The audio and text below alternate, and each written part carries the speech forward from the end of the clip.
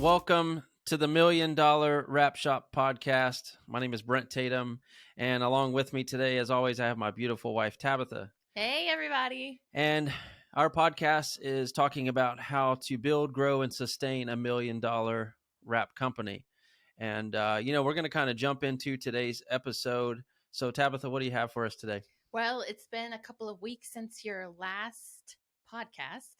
It's been a couple weeks. And so tell us a little bit about what's been going on at Wrap Sync. We've been really busy. Lately, we've been doing some hiring and, trying to find the right person, kind of like we talked about last week, actually, or, the week prior. It's good to practice what you preach, right? Yeah. So we've been hiring some new people as we're growing ourselves. And, I heard that you guys, that you've been getting your grind on at Wrap Sync. Oh yeah. That's been another thing too. Literally. We've been doing some renovating as well. And, so we renovated the entire front of our office, and we doubled in size. And then, so after that, the installers in the back were like, "Hey, we need some love back here too." So I'd been pricing out people to do epoxy on our floors, because the concrete's not in great shape in the warehouse, and it's expensive. Yeah. I mean, like what kind of expensive? I think the lowest quote I got was like $18,000. Yeah. And I think one of your customers was saying it cost them $25,000 to do something similar. Oh my God, it's ridiculous. And so, I'm the type of person, I'm like, well, I should be able to do it myself. And then after 8 hours of grinding concrete, I'm like, why did I do this? But it is finished and it looks gorgeous now. And, everybody's happy, and my back is happy that it's done. Yeah. I think you got a clear coat still to go, right? Yeah, that's debatable. We'll see. It looks pretty great so far. Yeah, it came out good. Yeah. I'm real happy with it. So on our last podcast, on our $1,000,000 Wrap podcast, we spoke about hiring, when to hire, who to hire, what position, and we even spoke about whether or not you can afford it. And your words, what you said, it's not what? It's not if you can really afford to hire someone. It's that you can't afford not to hire that right person at the right time. Correct. Which is what we're going through right now. We are at this spot where we can't not afford to hire this person that we're bringing on. So super excited about that. That's great. So if anyone wants to know more, they can stay tuned or look and see our last episode titled Hiring and Disc Profiles. You went into a little bit of information about the disc profiles on that episode as well. And am I missing anything that we wanted to summarize from the last show? I think we'll just jump right in. Anything else? Okay, so you want to go and start? Yeah. Let's go. So, this week, what I would really like to hit on is, Tabitha and I were talking, I think maybe it was last week or the week before, and the phrase just came into my head, like, what are we building? Like, what is it that you're building? If you can ask yourself that, if you're a wrap shop owner, or, whatever you do in business, what is it that you're building? And, what goes along with that? That's a pretty profound question there. Because a lot of times we just think, oh, we're just building a company, but it's actually a lot bigger than that. It's bigger than just a job, or just, providing a service and getting paid and then going home. Right. There's more to it. And if there's not more to that to you, and that's your choice, and that's fine. But for me, for me, I'm a passionate person, and I have to really care about what I'm doing.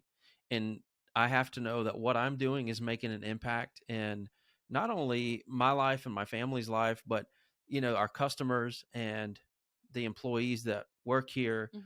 How am I impacting them, and what am I building that's helping to facilitate that? Wow. That's pretty remarkable to think about. Yeah. And that's a lot of weight too. It is. Do you think that do you feel like that sometimes, that's a lot of weight on your shoulders to not only sustain you, but your family, your employees, and then providing your customers with what it is that could help them and better serve them? Yeah. I mean, if you're a business owner, you got to have strong shoulders, because you do carry a lot of weight. And, You know, I didn't always think like that. The more employees you get and the more families that are attached to those employees, you know, they have children, they have spouses, Homes, they have homes, they have, vehicles, and then, bills to pay. yeah. And at the end of the day, it's like, if you stop and think about that, like who all depends on your decision making and your success and your ability to lead as a business owner, it can be overwhelming. Mm, But it also helps to put in perspective how important your role is wow. and what you're building and how important each decision you make is. It has to be. So thinking about to Brent Tatum, when you first started out, you were starting out, you're excited, you're new, you're a little Hmm. green, Oh yeah. kind of like our signage. And tell me about how you feel that's different now. Um, in regards to, okay, I just completely lost Hey, I mean, you were going in deep. I You don't were want to getting go ready to too say, deep. you I was swimming. you were getting ready to say something profound right there. No, I don't want to go that Um, deep. No, but I just mean in the sense that when you first started, though, you didn't feel like that. You weren't like you were just mentioning. You didn't, yeah, when you first started your business, you didn't think about all the people you were going to affect. You didn't think about all the decisions that you were making and how it would affect everybody else. Let's just be honest. It was pretty much just you that it was affecting. And yeah. if you had a spouse or Well, children and things like that. what happens is when you leave a job or you set out to start a business, your first thought is, you know, what am I going to do? It's kind of all about you, right? Right. You know, how am I going to support myself? How am I going to, you know, get my customers, and, you know, and how do I not have to go back to a 9 to 5 job again and do what I want to do? And it's a lot about you. Mm-hmm. But the more you get into it and the more people that you bring on, what was the book you were reading? Explain to about the bus. The Jim Collins, Good to Great. Yeah.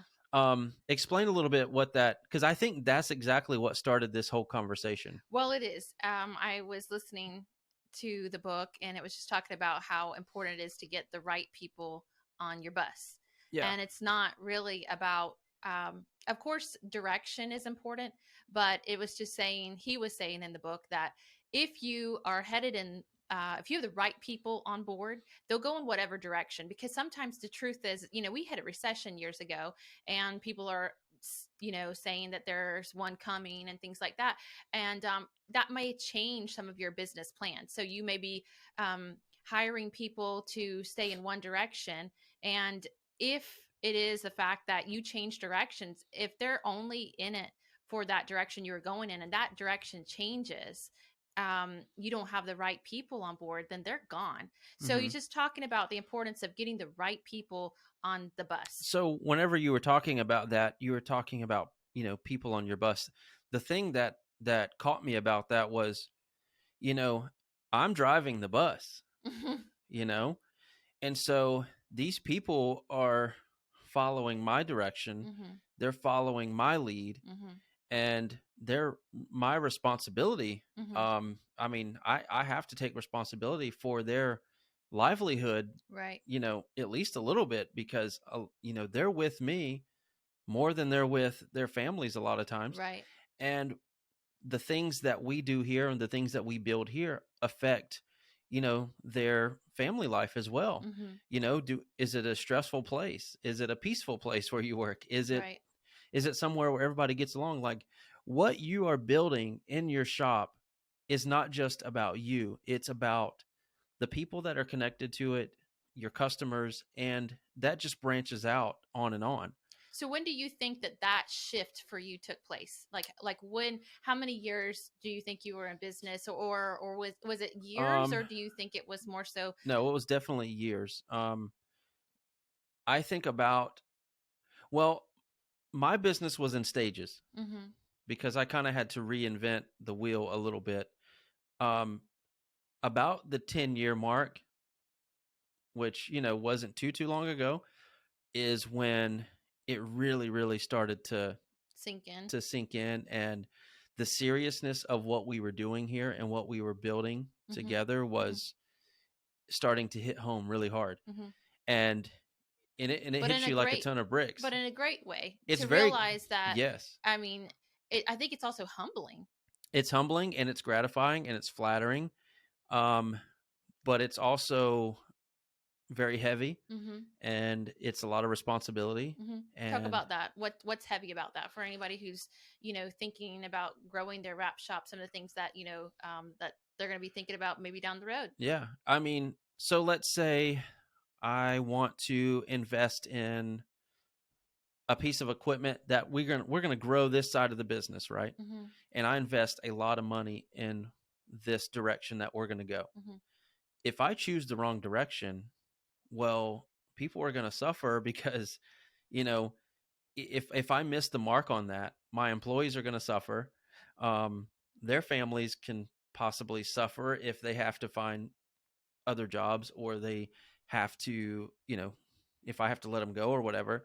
But also, what everything you've built to that point can also suffer. So if you step back and think about decision making and um, just having a smart head on your shoulders Mm-hmm. about what you do, and not one thing that changed for me, this is one thing that really changed for me, is when you have a lot of people on your bus per Mm-hmm. se, you have to start acting like a leader in everything you do for them to go along with what you're doing, Mm-hmm.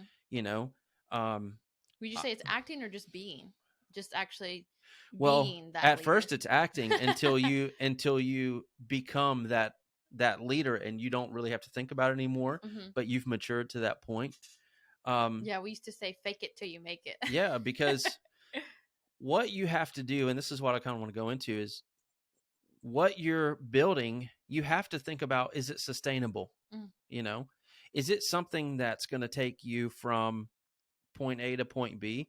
Is it going to be able to sustain your growth for the next 5 plus 10 plus years? Mm-hmm. Is it going to get you to that $1 million mark? Is it going to sustain your employees? Are you going to be able to sustain your workforce and your employees and your location and all of this stuff with what you're building? Mm-hmm. And what I mean with that is, you know, look at who your customer is now. If you're just starting or if you're in a growing phase, who is your customer? Mm-hmm. Is that customer going to be able to take you to that $1 million mark, or are you going to have to branch out a little bit Mm-hmm. and diversify and figure out maybe other avenues of income, or Mm-hmm. for your A business to target go? market.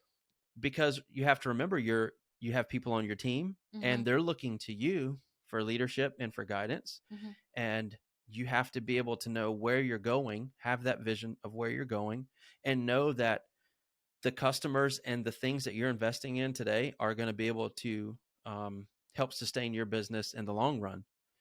And so, you know, like one thing in the wrap industry Mm-hmm. is some shops do a lot of commercial stuff, Mm-hmm. and some shops do mainly color change, detail, paint protection film Right. and different things. And so, like you were talking about the recession, Mm-hmm. you hear everybody saying, well, we're getting ready to go into a recession. Some Mm-hmm. people say it's going to be bad. Some people say it's not going to be so bad. Right. But, you know, if we're talking about everything being sustainable and what you're building, you have to look at your customer base and say, okay, if a recession hits, if something goes bad, what market have I invested in will take me through this period? Right. If you're heavily invested into color change wrapping, maybe, color change is kind of a luxury item. It's not an essential item that people need. It's not like a commercial wrap where businesses are relying on you to get them customers, Right. Your and you're kind brand of getting on the helping them shelves, grow together, raising awareness. Yeah. And So it's so kind of like what you went through before when you first started your with the business. racing stuff, Mm-hmm. yeah, racing is not something that's essential. Right. So at first that was the Hooters Pro Cup Racing Series, and you were Yeah. the official graphics provider. Yeah. For those of you who don't know that at that time, and then they sold their business and it became USAR, United. Yeah, well, Right. USAR was with it all the time, but Okay. the owner of Hooters died, Okay. And then he completely pulled the plug on that whole racing series. Mm-hmm. And when he did, all the money left it. Mm-hmm. And then, you know, When we were going through a recession. we did have other NASCAR accounts that were helping us through that too, but then the recession hit and then that Right. was gone. So that's when you realize the need to diversify. And what you're saying is your advice at this point, from the wisdom, from all the knowledge that you have accrued over time, is to just look at, for a person to see, is my business, what I'm performing right now, is that sustainable in the long haul? And if there was a recession, do I offer a product or a service that could sustain us through something like that? Not Yeah. and not to be Debbie Downer, it's just to build a good business model. It's not saying that necessarily that it will happen. Those are just some things that people are talking about, and we definitely have been seeing You have to be about. prepared, you Mm-hmm. know. And so if you're heavy into the customization side of vehicles, you know, you have to look at what you're doing and either make your business model bulletproof Mm-hmm. by providing the absolute best services and best quality product. And you either have to be on top of that game or you might have to diversify if something happens. Mm-hmm. Because, you know, um, I don't know. I don't know what'll happen, but Right. you know, If but there was a crystal ball, which we don't even believe in, like necessarily a crystal ball, but if you could look into your future, you could see what was going to happen, then you would prepare yourself. But we yeah, just don't have that. yeah. And I think, So it's just smart to make good business decisions and to really consider the whole yeah, picture, because what you do as a business owner is going to affect everyone, yeah, not just you, not just your customers, not just the employees, but everyone. And I think that's something that you wanted to touch on too, is also the legacy, yeah, of the longevity of your company. yeah. Because I mean, you don't want to have to close up. You don't want to have to find something else to do. You want to make sure that what you're building is going to be able to sustain you and the customers that you have. Just to kind of sum up this Summarize it. little piece here, you know, look at your customers, look at um, how they respond in times of a downturn in the economy or Mm-hmm. you know a recession, and how did that maybe affect you in the past, and maybe what can you do different to offset that and to make sure that you're going to be fine no matter what, But that's you great know. information, though, because I think there's a lot of people that probably have started. You started in a recession, but there's probably a lot of people who have started since the market's been really great. You Oh know, yeah. the housing market is booming and people are making a lot of money. And, other than inflation. But so I think it's really awesome that you bring that up right now, because those Hmm. people who are listening right now that maybe have started when the times are just really great, it's important for them to think about and consider, what if the economy goes in this direction, and Yeah. what am I going to do? Because it's just building a better business model, a business plan. Yeah. Correct? Yeah. And I think most business owners either fall into one of two categories. They're either headstrong in what they're doing and they're going to forge ahead no matter what. Mm-hmm. Um, and those people will probably survive because they have the grit and they have the determination Mm-hmm. You're to grinding make it out. what they have, you know, work. Mm-hmm. And then you have the ones who are the planners and the, you know, hey, let's think about what might happen. They're being proactive. How can we diversify that? And you know, that's just my advice. Like, just look at who your customers are and make sure they're going to sustain you through a rough time, just in case. I mean, you never know. Mm-hmm. And So you want to talk about what are you investing in? yeah, so I want to okay, So when you mentioned about investing, mhm, okay, and you were talking about, like, what the first question that you said is, what are you building? To kind of summarize what you were just talking about, is yeah. the question that came in your mind was, what am I building here? And then you realize, like, what am I investing in? And so what are some of those things that you mentioned that you were investing in? Just summarize what we've been talking about Mhm. thus far. Yeah, so I think you need to invest in yourself as a business owner, in your training, in your knowledge. You know, read great books, Mm-hmm. follow great mentors. Mm-hmm. You know, the rap industry right now has the Rap IQ program, which is a mentor program, and it's awesome. If you don't know what that is, feel free to message me, and I'll hook you up with John Duver, who's doing all that stuff, and he's doing great things. You Mm-hmm. know, And it's just continuing your education and investing in not only yourself but your business, which will also invest in your employees and their families as well. Hmm. And that's the next thing. um, I always want my biggest investment in my company to be my employees, Wow. because they are the ones who carry the weight with you. You know, you can have a great product and you can have the best equipment in the world and you can Hmm. have the best location, but if you do not have employees that respect you and that stick with you and, you know, Good know days and bad know days. what they're doing, are on with you, they're with you no matter what. Like, Mhm. that's who I'm going to invest in over equipment, over location, over anything. I'm going to invest in people. Well, yeah, exactly. You're investing in people. I mean, that's profound because honestly, it's um an attitude of gratitude. Yeah. You appreciate what they are doing for you and your business, but your customers as well. And it's also servanthood because it's your opportunity to really serve them as well. Yeah, I remember when I was a kid, my dad used to always tell me, he would say, "Son, um having friends is way better than having money." And so I never really understood that until you get into business.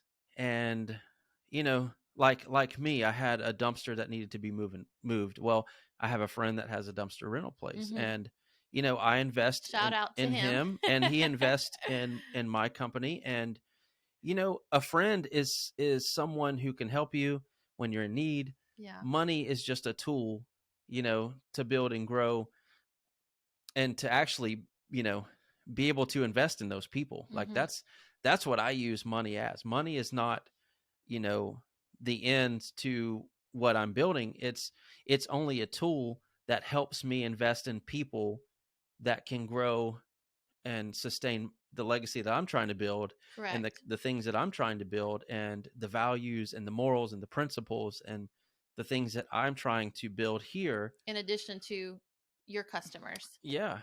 Um and and that's the other Because that's thing. what you're teaching them. Essentially, by taking care of your employees, you're also teaching them the servanthood and the attitude of gratitude, but also for your customers, because then that trickles down to your customers, Yeah. because you're able to put them first and foremost also. And it kind of goes back to the culture thing when you were talking about Yeah. culture, company culture, because at that point you are um, everybody's starting to have the same mindset, Yeah. right? To serve others and to do a great job. And when you do that, when you serve others, automatically you're going to build $1 million wrap shop. You're going to build $1 million business, whatever it is, $1 billion business, because it's all about people helping people. Yeah. I think when you take the focus off of you, it becomes something bigger that everybody can be a part of. Yeah, And there's no I in team, right? that's right. And, you know, one thing about your employees, when you invest in your employees, and you were just talking about customers, whenever I invest in my employees and I treat them good and we Mm-hmm. have a good environment here, we have a good culture in the shop, that is going to trickle to the customers because they respect me enough. And they, you know, I think part of it is they also realize that you respect them enough. that's what I'm saying. Yeah, So we you have value their that, time. we have that mutual respect with one another. Right. And they're going to look out for my customers because they want to respect me by doing that. And so And in turn, they have ownership in it. You know, exactly. they realize that they're part of greatness because they do it themselves. They themselves are Raps Inc. You know, you Yeah. might be leading and making the decisions, but you couldn't do it without your team. Yeah, they're on the bus with you, right? Right. So you're all going the same direction and Hmm. you're all headed towards the same goal. And the customers are going to feel that for sure. And Right. that's going to get you not only, you know, one-time business, but those are the repeat customers that keep coming back, Hmm. is, you know, because they feel the love that comes from your employees and from you. And it's a great way to also sustain the people that you have, or retain rather, that Yeah. would be a better word to say, because when they're happy and you've kept them happy, then they want to stay, they want to be part of that. Because I mean, to be honest, it's not fun to change jobs. That I've done that before, and I mean, it's exciting a little bit at first, but um you know, when you are in a great company culture, Hmm. you don't want to change. Yeah. You just want to keep growing. And what's great is when you are the business owner and you are the visionary, you're able to think about the future growth of your employees and how you can get them there, because you're considering them as individuals also, apart from just being a team Yeah. within your company. Well, not only so, I like to invest in my employees not just for my shop, but what are they interested in? Like what are their hobbies? What do they like to do?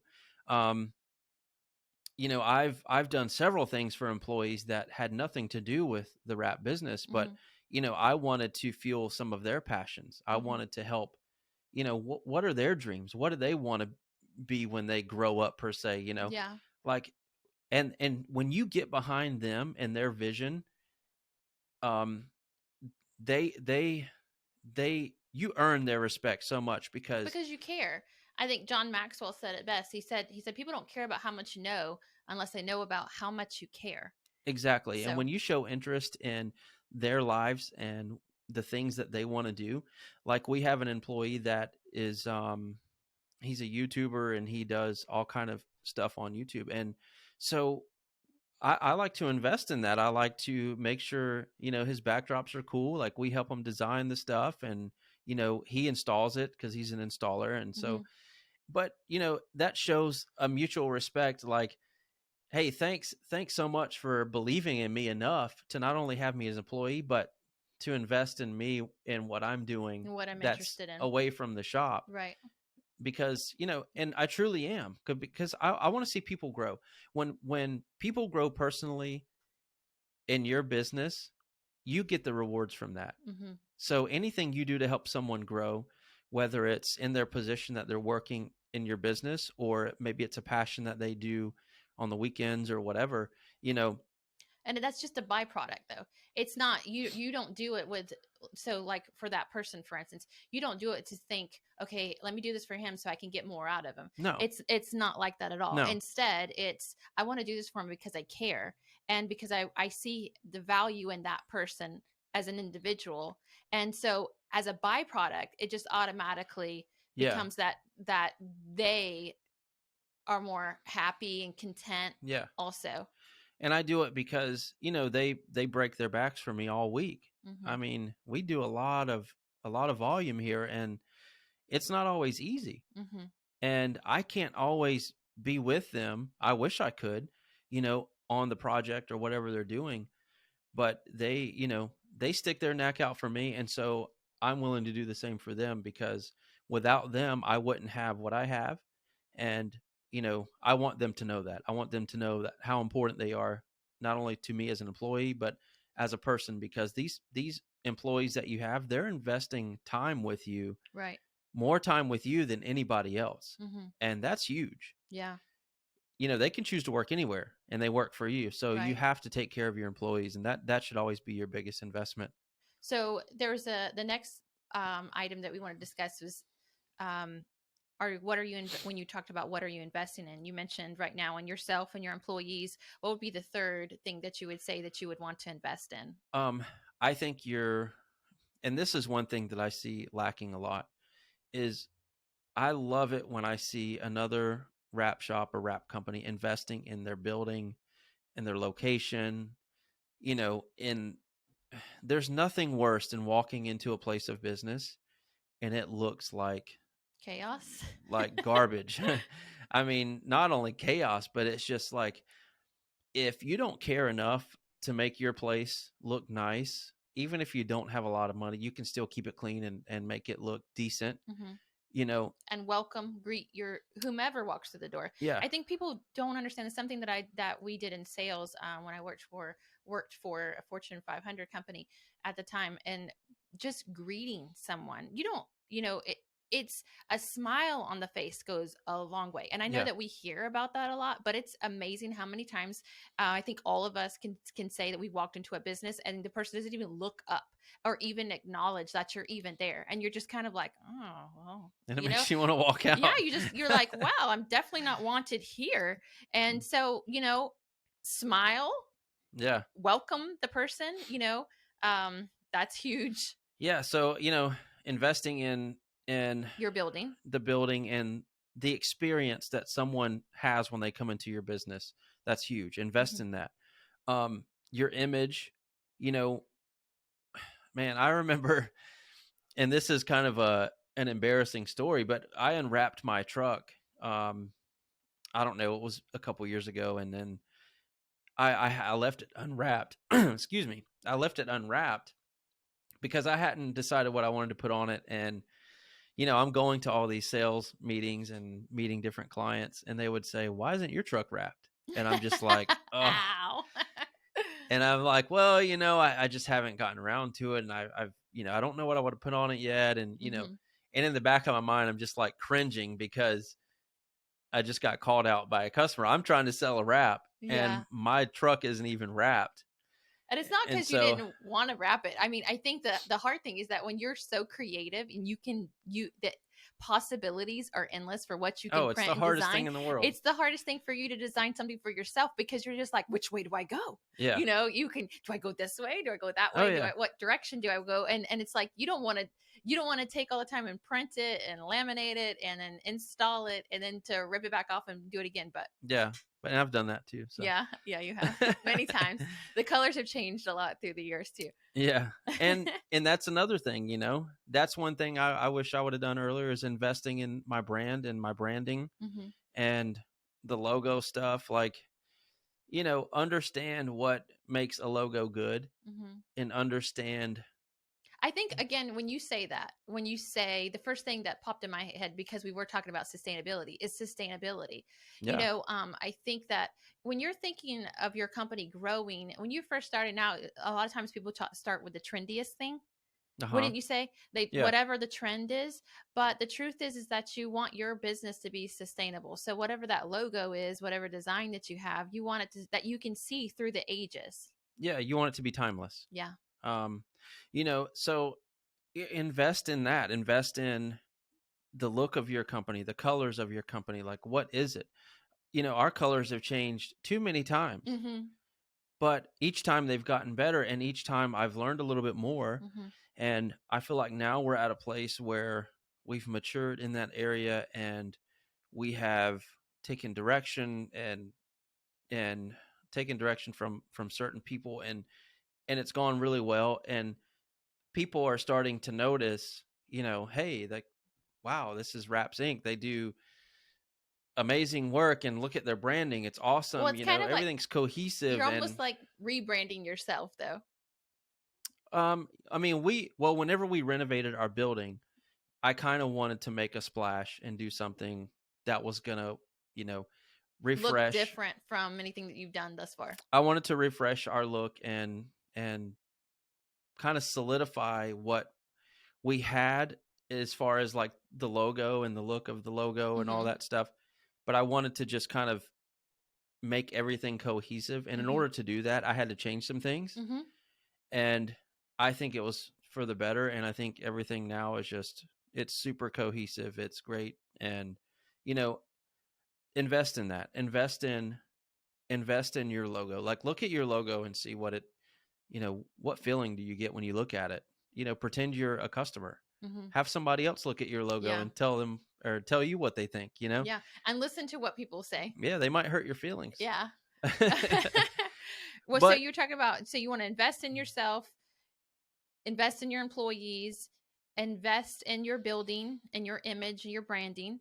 And what about what about customers and clients? How can you invest in them? well, I think one thing when you're a business to business service, like we service businesses, Mm-hmm.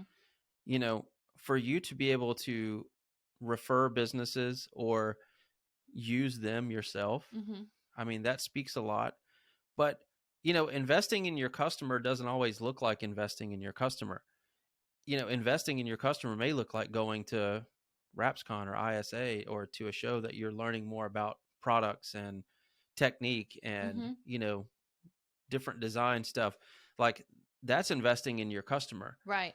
Um, and then also, what's huge is, and something that's so simple that we do that not enough people, I don't think they think about it, is we would take our customers like donuts and different things, write thank you cards. Mm-hmm. I mean, that's huge. Yeah. It speaks volumes. And handwrite it. Right. Don't type it up. Handwrite it as the owner, or have somebody handwrite it and you sign it as the owner. Mm-hmm. And when your customer gets that after they've received a service from you or a product from you, that's investing. That's sustainability that will carry you through a rough time or a recession. Because whenever, let's say your prices are a little high, let's say maybe you're on the high side because you have invested in your training and you have certifications and you feel like you warrant a higher price. Mm-hmm. You know, whenever a rough time comes, your customers are going to have to make a decision whether they're going to keep paying your high price or they're going to go to Joe Schmo down the road Mm-hmm. that's offering, dirt cheap prices. Mm-hmm. And so those little things that you do to ensure them that, hey, I care about your business. Like, I really appreciate your business Mm-hmm. and what you're helping us build here. Mm-hmm.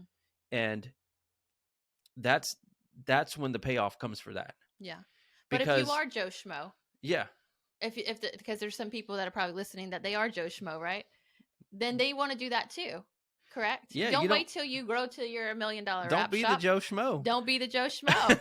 You got to think big. I think we limit ourselves. I think that's huge. Sometimes we don't even realize how much we limit ourselves. Uh-huh. And I think it's huge to think bigger. Like, sometimes we just think about what we see right in front of us, our little square, our shop, or our customer database, but we don't think bigger, grander. Where do I see myself? What do I want to be? That's right. You don't think about legacy. Yeah. And that's huge. That's what I want to go into next is, we had an inventory issue at our shop, if I'm being transparent. And, you have so many items coming in and you have so many things, boxes going everywhere. You have to make sure that things are labeled. Things are easy for people that have no clue what to do. Mm-hmm. Okay. Let's say you hire a new person, mm-hmm. and this is what happens with us in the Mm-hmm. past, and that Mm-hmm. happened with us in the past when we had this issue. One person would do the buying. Mm-hmm. Okay. That one person knows exactly how much inventory we have on stock and how much they've ordered. But let's say that person calls in sick. Which happens. Let's say they're out for a week. Vacation. And then all of a sudden you go to print a job and you realize you don't have enough material. Right. So you have to invest in that stuff, and for it to be sustainable, it has to be scalable, and you have to think of bigger than yourself, like what you were just saying about mm-hmm. thinking bigger. Mm-hmm. The one-man shop or the two-man shop probably is thinking right now, I don't need an inventory system. I don't need to label everything. Right. Oh yeah, it's in my head. I already know it. It's in my head. And you've been there. Yeah. You have been there. I can attest to the fact that you've been there. Yeah. When information is in your head only, that is the worst place for it to be, because we were talking about when we were talking about this episode, actually, we were talking about what if the shop owner dies? Like, what if something happens to them? Yeah. Everything that's in their head, everything that was in their head is died as well. Yeah. It's gone.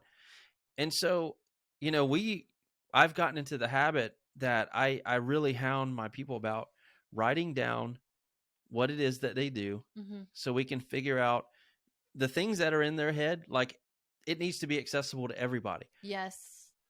How does the new person that comes into your shop that has no clue about what wrap film is, about what calendared film is, like, how are they going to be able to take an order and process it and know that they're choosing the right film, that they're, they have the right film in stock? Like, there's so much that go into that. Mm-hmm. So if we go back into what are you building, you have to always think bigger than you. Yeah. If all the information and everything that you're building is only in your head, and you haven't done the due diligence to write things down, to, get the processes in place, to let people know things that maybe maybe things that only you would know about files, about, you know, how to take apart a door handle on a specific car, how to do are these things that you're documenting in your shop so that everybody knows? Well, I think what's important too is that, let's just say, it is in your head, but suppose you need help. I think everybody could use a little bit of help. And whenever you hire someone, and let's just be honest, there's also, I mean, people can do. We used to do it. Sometimes we would have some of the college kids that would come here, and they do. Um, Intern. Internships? Yeah, Yeah. and they'd come in and they had no clue about the business Yeah. at all. They're still in And college, and then it's just helping them, and anyone really, to be able to jump in. First of all, I think you have to put yourself in that situation. What was it like when I first started working here, and all the things, and how long it took for me to learn all of this, all of the terminology. Every job has its own terminology. yeah. Every single job has its own terminology. You have all that. So it's like, what better way to help others to get on board, and to feel good, feel secure, about what it is that they're doing, and to prepare them, for their everyday job, Yeah. but then to write it out, have processes, have a plan, have, like you were saying, have it labeled so that it's visibly and easily accessible. And let's just say that person, that one person, like you said, they might just be tied up for the day. They might have had a different job. Just Uh-huh. something could have came up where someone else has to just jump in, that's in a different department, Yeah. and then they come over and they're like, I have no clue what this is. Yeah. It happens. If it's labeled on the work order, 1105 EZRS, okay, I know what that is. Right. Do you know what that is, Tabitha? I really don't. I mean, I would have said, years ago, I knew it, IJ 180C, whatever, but not anymore. I'm removed from that. But if I did need to, I mean, the truth is if I did need to, it would be really helpful for me if someone would have it labeled, and then I can see, and I'm like, oh, that's what it means. Yeah, 1105 EZRS, cast wrap vinyl. I mean, you have to, like, if you're going to describe something, describe it all the way. So anybody, so my 9-year-old son could read it and know exactly what that is. Yeah. And that's what thinking bigger than yourself is you have to think about these things that if you were to go away tomorrow, could your shop still function, and would it still be able to sustain all of the families and your family that are connected to it? Wow. You know, That's a lot to think about. I think it is. I think a lot of people, and this is something that I was reading in that book, that I was talking about earlier, that Jim Collins, was just about, there was a guy in the business, and when he died, he was the business, and the business went down with him. Yeah. And I think this is something that your dad used to talk about, was that, a true leader leaves a legacy. Yeah.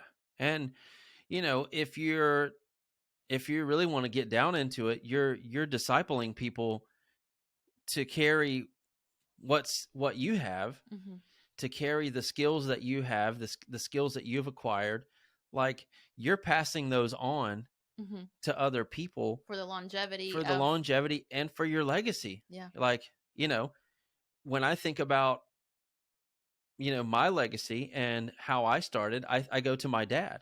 Mm-hmm. And I think about how, he used to try to teach me how to hand letter and pinstripe and do all these things. And, painting race cars at 10 o'clock at night in a driveway, but those are the things, like, I can say that's what built my foundation. Mm-hmm. Was knowing that he didn't keep what was inside of his head to himself. He wanted to pass the legacy on to his son. Mm-hmm. And if you don't have a son or kids or whatever, and you're not there yet, like, your employees are there. Mm-hmm. Like, find someone to invest in, Mm-hmm. and start building that legacy. Yeah. Because that's what's going to sustain your business in rough times. Mm-hmm. And that's what's going to sustain you and get you to that $1 million mark. Right. And aside from your employees, also your customers. Yeah. Because, even if you sell your business, because I think some people, they just want to build the business so they can eventually sell it, and that's their retirement plan. Yeah. So if that's your retirement plan, what are you going to give somebody on how to run your business? Yeah, they're not going to know. They're going to look and they'll be like, 11:05. What is okay? Let me go look. I mean, seriously, Yeah. it's Yeah, you got to imperative. have, you need training manuals, you need like, And that's how you start that. and Because again, you're talking about building the $1 million wrap shop. So yeah. you didn't see the need for that initially from the first few years that you were building, but it is essential. Yeah, and the important key about that is you're never finished with that job, Mm-hmm. because you know, vinyls evolve, materials evolve, techniques evolve, cars change, new vehicles come out every year. Mm-hmm. There's always going to be something that has to be documented, updated. So if you're not like on top of those things, you know, don't don't kill yourself over it right now. And But just start writing down. Start writing down the questions that you're hearing a lot. Whatever position that you're in, start writing down those questions, and then make a little note and answer it. And then you'll mhm, start to see that you have like a this list that starts to form that you can actually write a handbook for that position. yeah.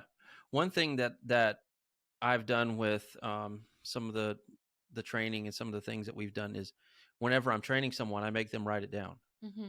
I make them write down what I'm telling them, not only so they can go back and reference it, but so they can retain it easier. Because Yeah, when you write because stuff down, you remember it easier, yeah, right? yeah, that there's a lot of research on that. Yeah. And actually, even in sales, when I was working in new homes, that's one thing they said, anything that's handwritten honestly would be retained more also. So we would write right in front of them, because the customer would remember, because I sold new homes, so we had a lot of information about all the different products that we sold within the home and the warranties and things like that. And it's really easy to get into information dumping, Hmm. and even at that, it's still a lot of information that's coming at the person at one time. So it's just important for them to be able to remember. And that's the thing that Yeah. through all of the information that we were taught and the studies that have been done, writing leads to retaining. Hmm. And if you could teach it, it's even better. And you talked about the intern, and I'll tell a funny story about that. So, that is a good thing too. If you have a college that's in your town, you know, typically they have a graphic design program and they have to intern somewhere. Mm-hmm. And so, we started reaching out to the colleges. Actually, we had one reach out to us, Mm-hmm. and then from then we started reaching out to them, Right. like in our busier months that Mm-hmm. they would help us out for a few months. And Mm-hmm. one of those interns, like, they're still with us. I Yeah. think 8 years now he's been with us. 7, 8 years. No, like longer. It was Ah, before we had kids. oh, that's Our true. son is going to be Wow. 10 in May. So maybe about 9, 10 years then. Yeah, longer. It was before. It was before. I went through a whole pregnancy before that. Gosh, where's time gone? Um, So anyways, a funny story that if you're a wrap shop owner or employee, you can relate to this. So we had some 53-foot trailers, semi trailers, that we were having to strip and rewrap. And I had one of the interns. It was in the middle of August, and we're in South Carolina, so it was like 100 degrees. And this It's guy, very humid, so it makes it feel a lot more hot. was peeling vinyl off the side of the truck, and he's an intern, so they're expected to work for free. Their professor would not let us pay him. And I just remember him throwing down the scraper and the torch, and he was like, "Man, I ain't doing this for free." And he left, and I never saw him again. Man, how many times have I felt like doing that when you're scraping vinyl, and it can be brutal. Yeah, I remember that time when we were doing the race car and I was helping you, and I think you mentioned it on another episode before, and it was freezing cold in there, and everybody left. We got there in the evening after we had done. You had already done a whole day's work, and then we went out of town. We had to drive the trip. We get there, it's cold inside, and it was colder there than it was here in Myrtle Beach, South Carolina, because the It was up further north, inland you yeah. go, the colder it gets, several degrees. And we got in there, and oh my gosh, I just froze. And the vinyl acts different. And the vinyl, if I And we didn't remember even have it correctly, laminated because it was just it it was wrap film. it was unlaminated vinyl. Yeah, Oh my don't goodness. ever do that. It was That a was nightmare. miserable. I mean, but the car looked great. Yeah. But I remember laying on the floor trying to help wrap because it was a race car and I was on the ground and I was like, I'm freezing. It was actually before a color change, like a matte color change vinyl It was when came they out. first started coming out. Yeah, I remember that. It was before they came out, and they like the very first vinyls that came out like that. They were super super thin, Mm-hmm. and I don't know. It was And I thinner think, than a trash bag. yeah, the customer bought it, and it was not a good material. But anyways, Well, so you talked about all the things that you need to invest in. Just Yeah. to recap, you want to invest in yourself, your employees, your customers, your clients. You want to and your customers and clients on how you can better serve them, asking them, ultimately what is it they're trying to achieve or accomplish with whatever you're doing for them. And then also in your building, your image, branding. And you said that, of course, it's not about you. It's yeah, about them. It's about your family, the people that you employ, your employees, your customers. And then lastly, you spoke about legacy. yeah. So I know we have another episode coming up, but I just want to do something fun real quick because we're going to wrap it up. Okay. Okay. So I know that you're a little bit of a music connoisseur, you would say. A little bit. Yeah. Yeah. So what have you been playing in your rap shop lately? Well, unfortunately, I don't get back to the warehouse and install like a lot where the music is blaring wide open. Most of the time, they play a big mix of stuff. But I've been into a few bands. One's called Caskets. They're not quite like the heaviest band, but they're pretty heavy. Is it kind of like Deftones? No. Oh, I'm thinking Deftones. Like, didn't they have a song, Caskets? I don't know. I don't remember. I don't know why I think that they did. Yeah. They do. Deftones is always in the playlist. Days where I'm trying to chill out, I throw some John Mayer on. Yeah.